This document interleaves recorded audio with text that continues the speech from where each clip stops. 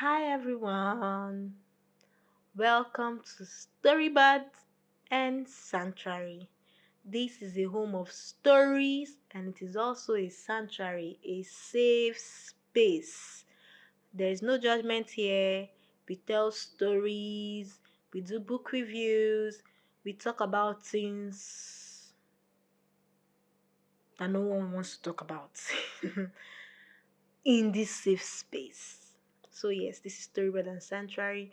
My name is Mary, and I'll be here with you most of the time in Storybird and Sanctuary, except I have a guest or more.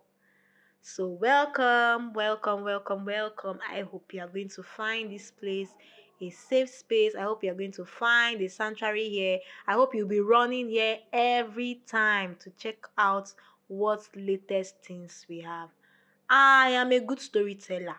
I may not have written any stories of my own, but I can tell you a good story. I bet you that you want to come back and listen again and again and again and again. So, what I want you to do now is a very wonderful experience because I have got the best stories there is, and I have got the best books there is. So, starting off, I'm going to be doing a review on one of the most impactful book I have ever read. One of them because there are a lot. And so the book I'll be reviewing today is The Masterpiece by Francine Rivers. It's a little backstory. I first read this book about, let's say, 2019. How many years ago is that? I think five, six. I'm not sure. 5 or 6 years ago. Then I was still doing my youth service. I read the ebook, and then I was like, wow, what a very wonderful story. So when I returned home from service, I went to a program and I saw this book on sale. I looked at it, it was very huge, but I told myself, I must get this. And so I bought it. And it was very expensive then. No, should I tell you the price? I know if I tell you the price now, you'll be like, is that expensive? But in 2019, that was a big amount of money.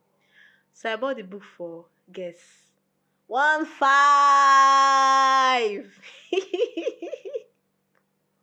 I know you say it's not expensive. What is 1.5? You can just close your eyes and bring out 1.5. 1.5 shawarma money. Well, trust me, 1.5 was a very big money in 2019. Oh. I think now the last time I heard this book was selling for about, is it 5,000 or 6,000? I'm not sure of the price now.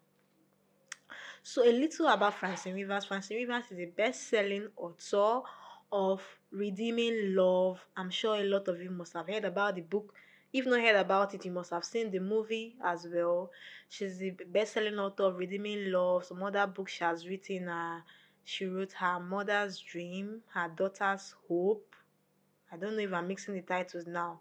It's either Her Mother's Hope and Her Daughter's Dream, or Her Mother's Dream, Her Daughter's Hope. Very wonderful stories. You should check it out. She also wrote Leota's Garden, and then she wrote a very wonderful fiction series on Bible women titled The Lineage of Grace. Trust me when I say, if you read any of these books, you are going to not just enjoy the books, you are going to learn a lot of amazing things.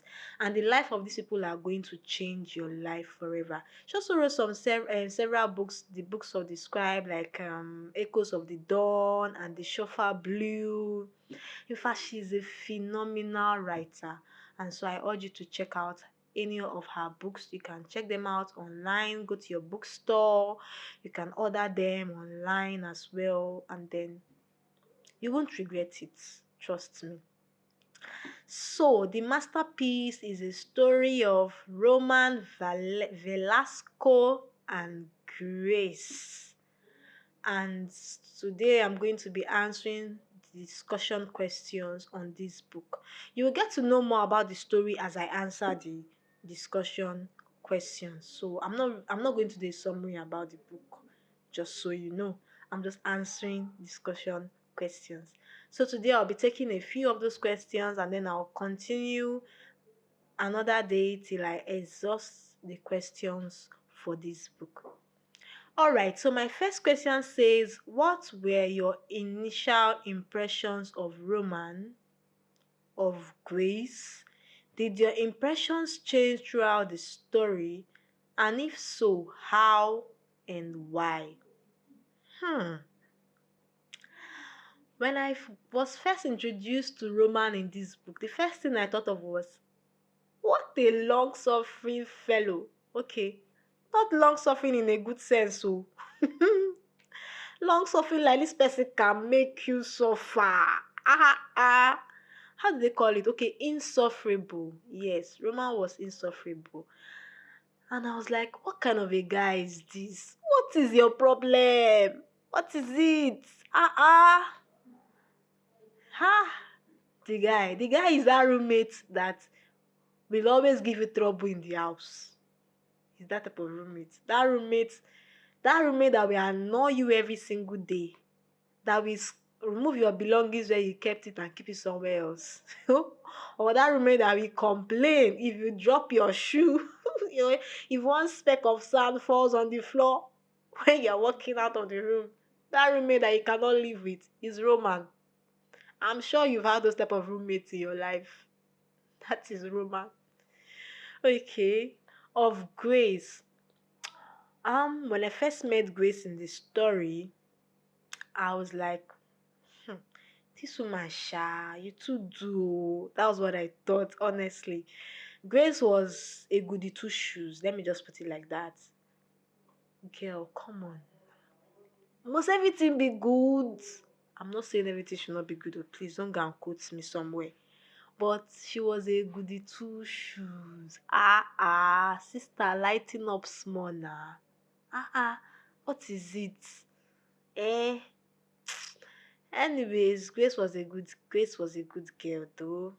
And did my impression change throughout the story? Yes, it did. I was able to see Grace come to a point where she could understand and relate to people better, where she could express herself better, where she could stand for what she believes in and not feel any type of way. And then Roman, I got to see that Roman is actually a sweet guy.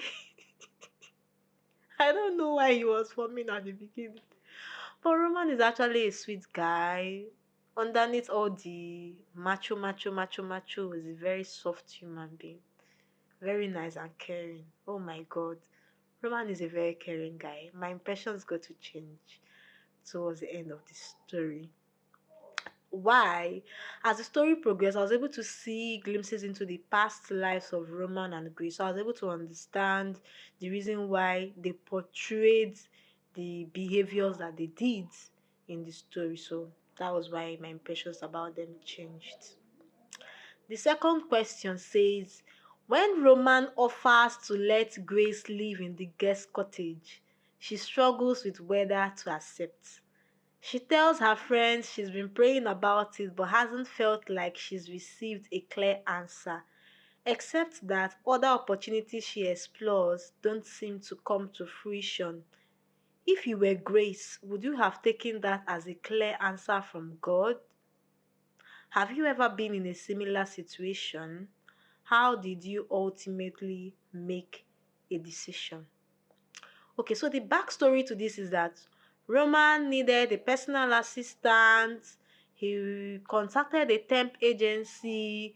Grace was working in the as in she Grace was hired through the temp agency as a personal assistant to Roman, and she was coming from home to there. It was proving kind of difficult for her leaving her house there with her child because she had a son. So to move around with her son and all of that, it was proving back and forth, back and forth. She needed to be close to her job and she needed to take full time responsibility of her son. So Roman offered her a cottage in his house that nobody has lived in, just like in his backyard. These houses like in our modern time, you say houses that have a boys quarter, a BQ at the back, something like that.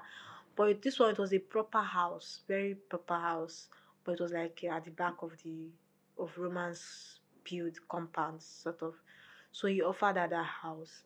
And then Grace was struggling to accept. The reason why Grace was struggling was because Grace started liking this brother. Mm-hmm. Grace started liking this brother. Should I say liking? She didn't like him like that. Let's just say Grace was attracted to him and she felt he was going to be a source of temptation to her if she moves in within close proximity to this guy, because this guy is just so fine and whatever. So Grace prayed about it. God, should I move? Should I not move? Should I move? Should I not move? Should I move? Should I not move? Grace tried, Grace prayed about it. She didn't get an answer. At the same time, she was trying to apply for other jobs because this her boss, Roman, he was beginning to vex the life out of her. Like I said, the guy was insufferable. He was beginning to vex the life out of her. And she was like, God, should I take another job? She tried applying to various jobs, tried going for interviews. Nothing was just, it was not just working out. So she was like, what will she do now? So if I were Grace, would I have taken that as a clear answer from God when other methods I'm using are not working?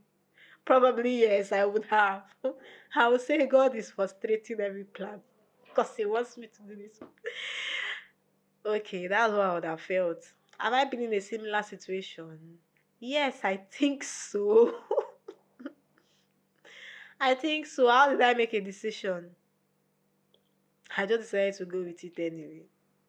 Though. The worst thing is that it will not work out. And I'll pack my bags and go. But yes, that's what I did. Okay, question 3 says at the end of chapter 5, Grace has conflicting thoughts when she finds out about Patrick's betrayal. What did you hope she would do? Why?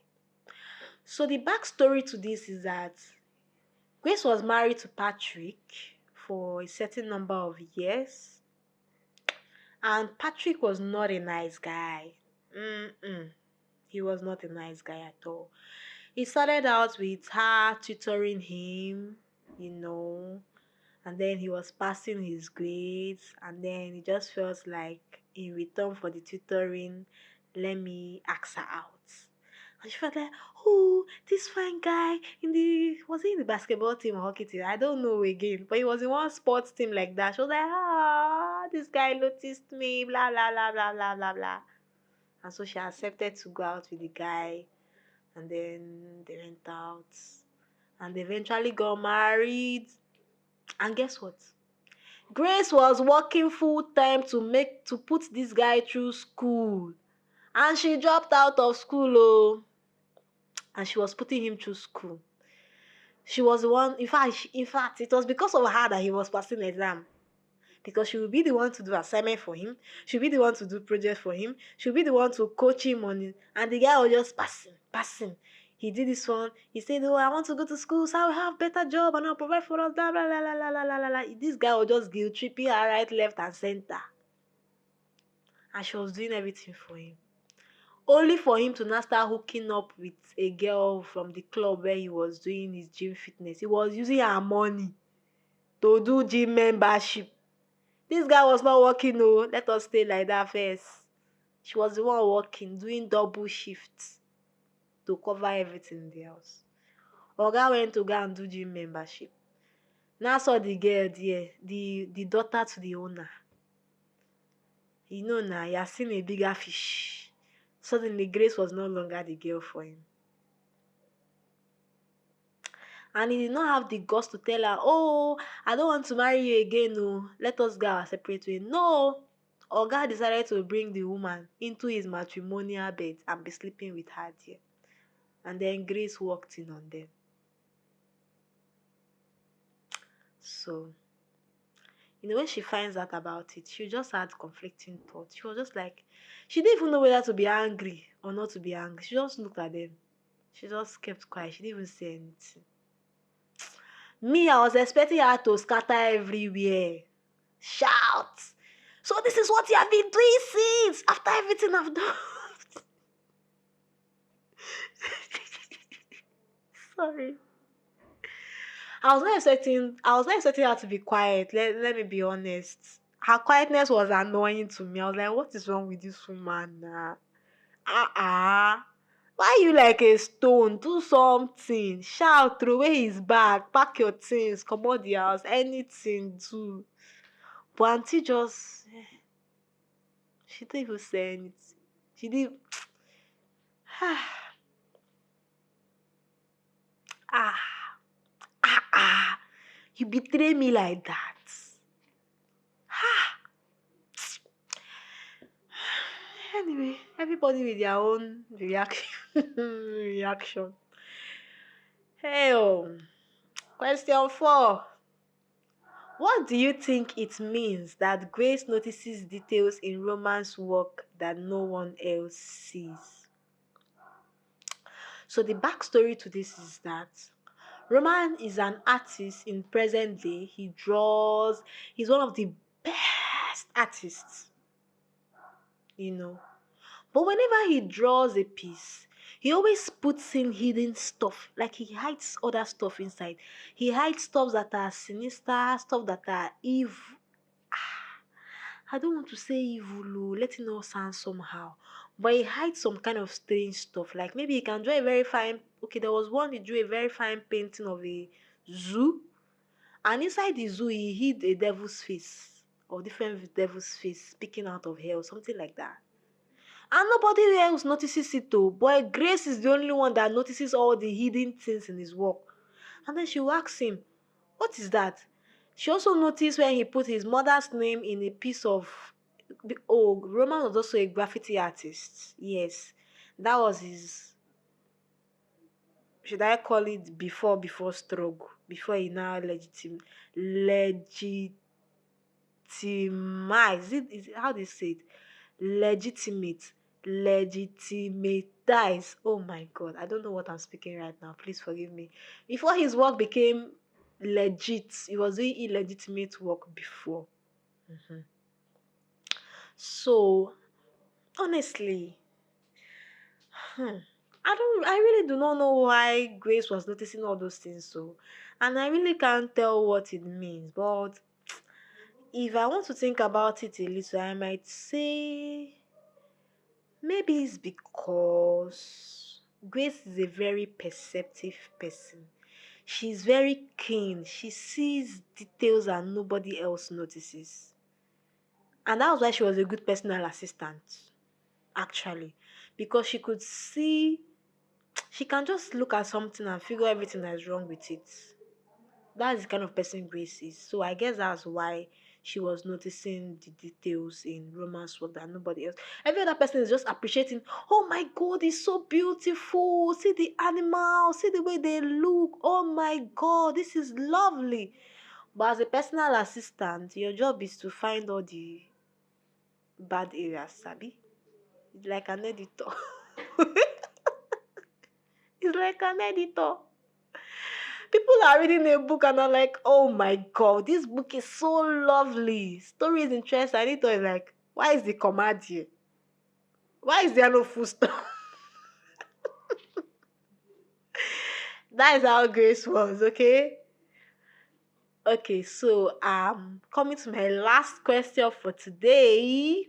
Mm, question number 5. Question 5 says Grace remembers that Patrick hadn't forced her to give up anything, but he'd known how to make her feel guilty enough to surrender all her dreams so he could attain his. Are you or someone you know being manipulated by false guilt? Why is this such a convenient tactic for manipulation or even to make us doubt our own actions and decisions? How can we combat it? Okay, this is a heavy question.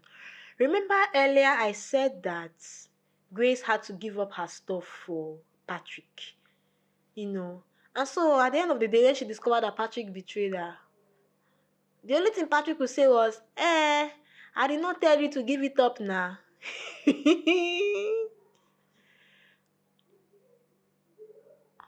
Okay. So you didn't tell her to stop going to school. All right. You didn't tell her to get two jobs. Okay.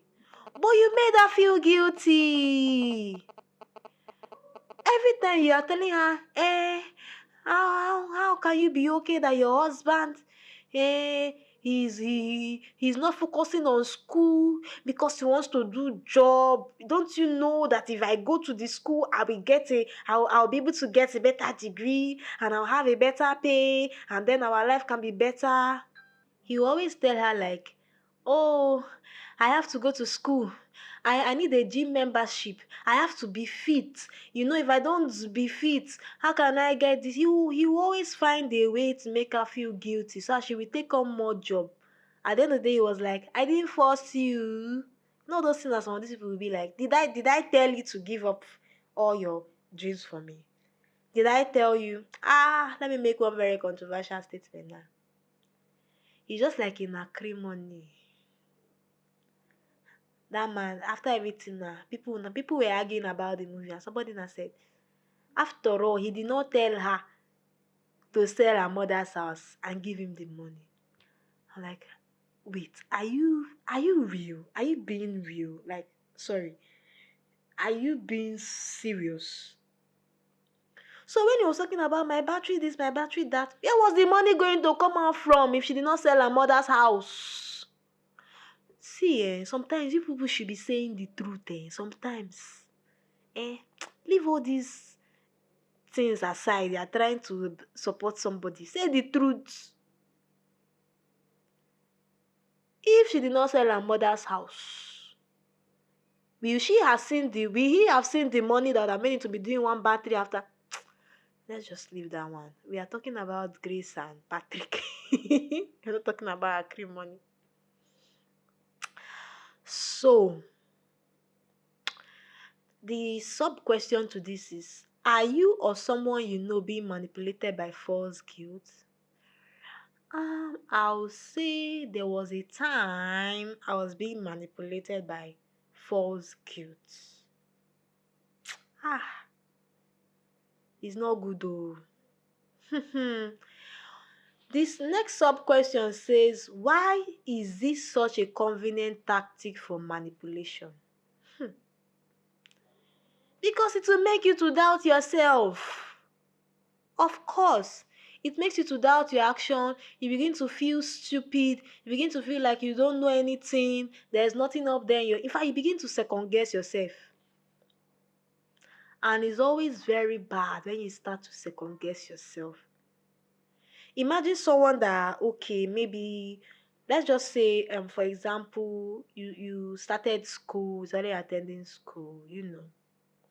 And you're reading, you go to work in the morning, you come back in the evening, you're attending classes, you're doing assignments, and then this person that was supposed to be your partner, supposed to be your bestie, supposed to be your best friend, whatever, and this person is not telling you, every time you're sitting down to read, must you be reading every time? You're only reading, it's only reading that you can. You're not even focusing on your work. You're not even see the way that money has been dropping recently. All the savings that we say we are going to save and do this one and do that one because you are buying book here, you are buying book there. In fact, that school you are going is even good save. What benefit will it be to you? And then you now start asking yourself, it's true. Shey, if all this school stuff I'm going, what will I even use certificate to do? It's not just to add to my certificate. When I would have been busy working, taking another job, making money to fulfill our family dreams. All you manipulators, I see you. I'm looking at you with my two eyes. I see you. Ha! Repent to fear God. Fear God. If you are one of those people that used to guilt 3 people, fear God. Begin to fear God. Fear God small. How can we combat it? I'll say the strongest way to combat manipulation is to be self assured and reassured. You have to know your self worth. You have to know who you are. And you have to remind yourself of who you are every single day. If someone is trying to belittle your achievements, tell yourself if it was easy, they for do am. If e easy, run am na. Mm? If someone is trying to belittle something that you've gotten for yourself, tell them if it is easy, go and do it too. The sky is big enough for every bird to fly. Eh? I've not seen birds flying into each other because they did not see roads. Mm-hmm. If someone is trying to talk you down, remind yourself of who you are. Remind yourself of all you have done. Remind yourself of all you are going to do. Tell yourself that you are worth it 1,000, 100 million times to infinity and more. So a way to combat manipulation is to know your self-worth, to build your self-worth, and to surround yourself with people that constantly affirms you and reminds you of who you are. That was something that Grace did not have as at that time. But that was something that Grace had later. That later on in her life, when it seemed that another person wanted to guilt trip her into doing what she did not want to do, Grace had grown so much, she had believed in herself so much, and as at that time she had a very wonderful support system that she was able to stand her ground and refuse to be manipulated again. So that is it. So with this, we've come to the end of today's episode of discussion questions in The Masterpiece by Francine Rivers. All these ones I've just said is a teaser. If you want to know the real cocoa, if you want to know the deal, go and get a copy of this book. See how beautiful it looks. It's huge, I know. Don't let the size discourage you. Get a copy of this book yourself and read it to know all about Grace and Roman's story and everyone involved and how a masterpiece can be born out of something so bleak and dismissive. So that marks the end of today's episode on Storyboard and Sanctuary, answering the discussion questions on The Masterpiece by Francine Rivers. Thank you so much for listening to me answer the first 5 questions. I hope it was fun for you and I hope you learned one or two things. Please kindly put in the comments what you learned from this episode. And if you have read the book, kindly drop your answers to any of the discussion questions I raised as well. Please don't forget to like, to subscribe, to follow, turn on your notifications, invite your friends. I can't wait to see you on the next episode where I'll be answering the next set of questions for this book. Bye.